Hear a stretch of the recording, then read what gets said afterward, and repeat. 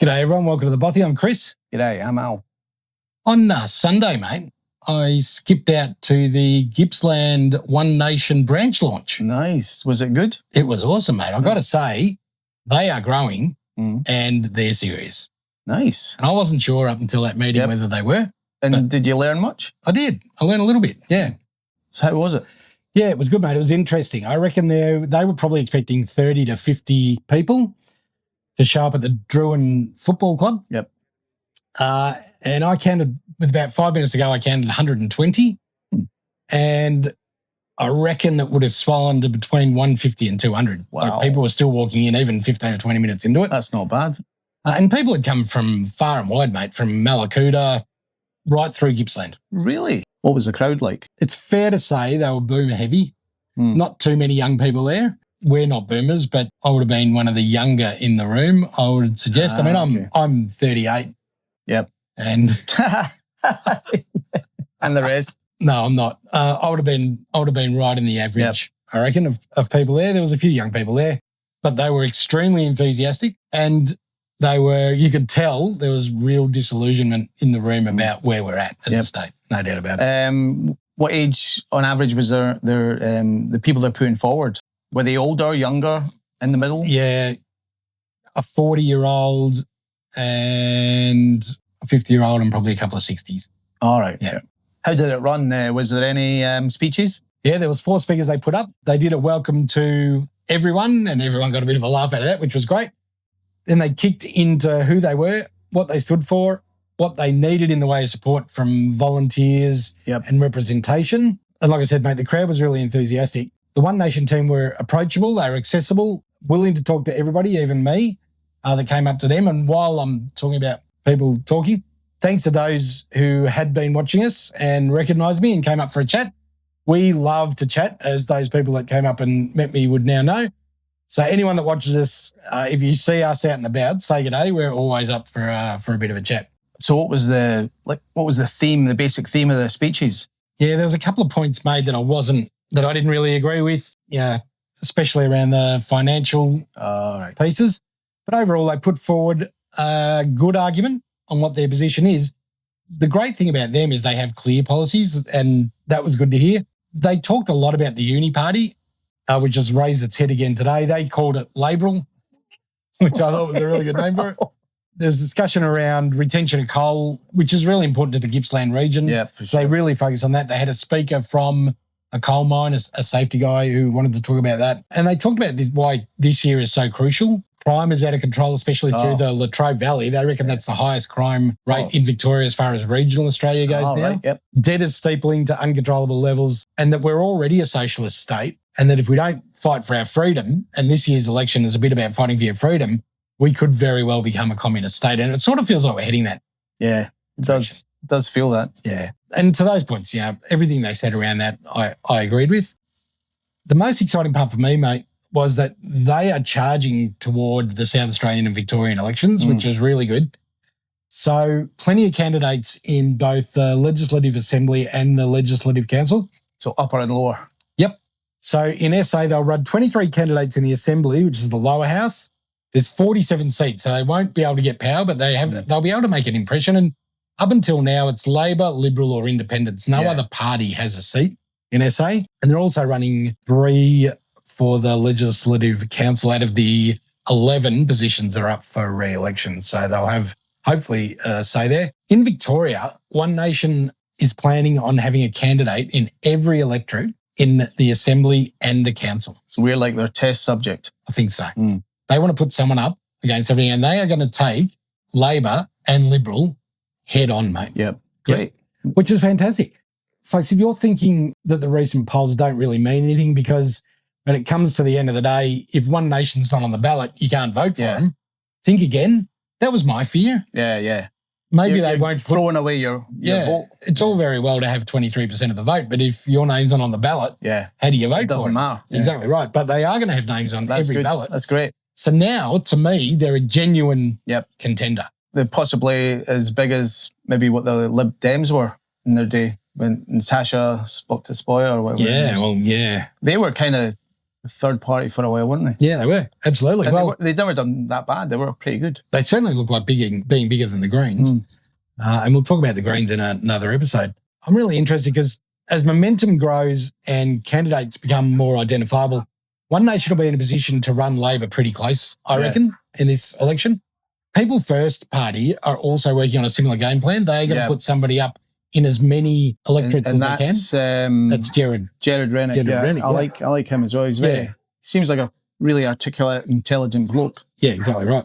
So let's hope that people get behind these parties, and let's hope that people understand their preference voting, so that when they give their preferences, they don't vote One Nation and give their preference to Labor or Liberal, and then if One Nation don't get in, Labor or Liberal get that vote. Let's hope that these other parties recommend preferencing each other and that people follow that. For sure. At the end of the day, vote for whoever you like, but that would be our recommendation. So momentum's gathering, mate. We've seen what the impact of these smaller, more identifiable parties, they've grown immeasurably overseas, haven't they? Yeah, well, I mean, Nigel Farage's party, they look like, if there was a election now, I reckon it'd be a landslide. I reckon you'd get in. Yeah, I reckon so. Instead, they've shed themselves and they're trying to put local elections off. Yeah. I mean, that just tells you everything. It does. It does look to me like Australians are fed up with the status quo being rocked all over the world. Rocked all over the world. Status quo. Oh, God. sorry about that. It's a wake-up call. A wake-up call is upon us, no doubt about that.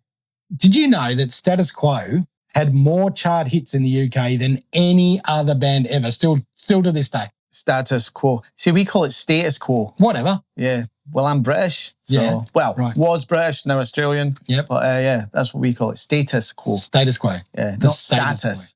Right. Yeah. Okay. Let us know what you think in the comments, everyone. Is it status quo or status quo? He's probably right. I mean, he is from the King's Land, so yeah. We spoke last year about Nigel Farage a little bit, didn't we? We talked about Australia's desperate for a Nigel Farage type figure, and we thought it might have been Jared Rennick back in the day, and we were hoping he would get back into the Senate and be able to drive his party from there. But this gives us a genuine option. I know. And for the first time in a while, I'm excited about the political landscape because now there's choice. They must be really, really terrified. Hope so. That this gets up. I hope so. Because, the more terrified they are, though, don't you think the more reasonable they'll be to us, to the people? And maybe actually give us something we want occasionally instead of just like going... If there's a threat, absolutely. I think you're right, mate. At the end of the day, what One Nation have shown is they do have real policy. Now they've got to come up with the candidates that can deliver that policy. They've got to have some quality candidates that can do that. So time will tell whether that'll be the case. In the coming weeks, we're hoping to be able to have a chat with someone from One Nation to explain their policy briefs and to let us know why it's important as ever that we consider voting for one of these other parties at the upcoming election. And I think the more they get on the front foot now and the more momentum builds, they've got, in Victoria's case, they've got 10 months to build some momentum. That's plenty of time. That's good time, Yeah, to get on the front foot, mate. Well, let's hope.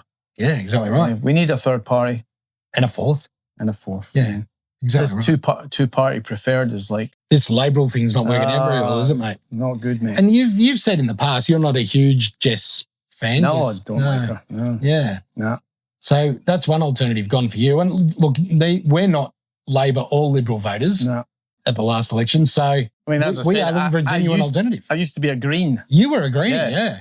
When the Greenies stood up for actual animals and the plants environment and ecology. Trees. Now they're knocking down trees to put windmills in. It's like...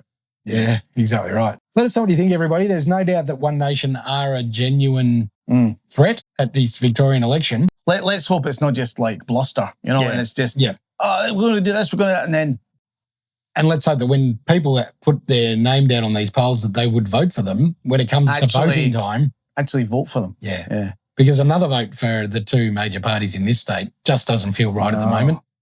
Neither party seem to be doing anything in the interests of us. I mean, when's the last time you seen Susan Lee even talking about anything? Well, I watched her do a speech last night, actually, on the Bondi attacks. Yep.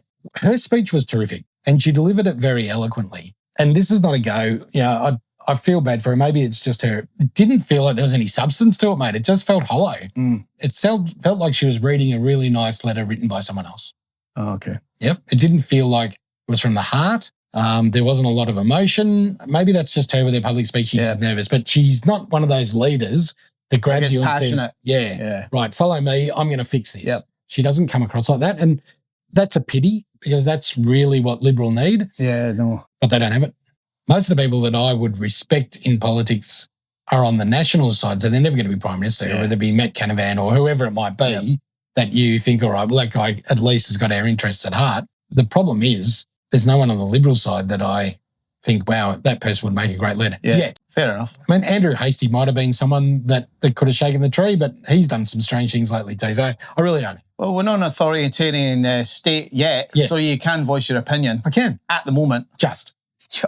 Not maybe by the end of the week. We need to be very careful. We're going to have to take a whole lot of our episodes off. You know that, don't you? That's not good. Yeah, exactly. Let us know what you think, everybody. One Nation, are they the real deal? They feel like they are the real deal. Let's hope that as momentum grows, they become a genuine challenger. Yeah, we certainly need something different. And give us a choice. That's what we're asking for. Yeah, a genuine choice. Apart from Liberal and Labour. Something different. Yeah, it's what we need. Something real. Yeah, exactly right. All right. Thanks, everyone. Thanks, guys. See you later.